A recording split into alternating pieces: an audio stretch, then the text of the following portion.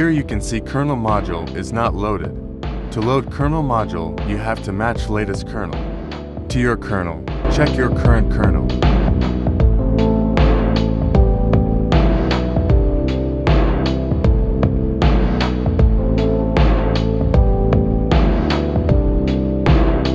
My current kernel is 6.7.2-arch11.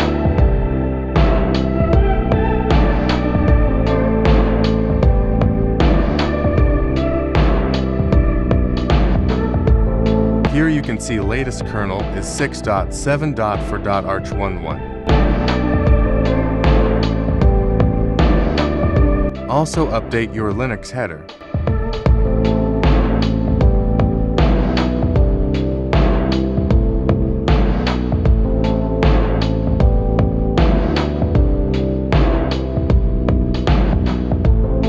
After updating your kernel, reboot your system.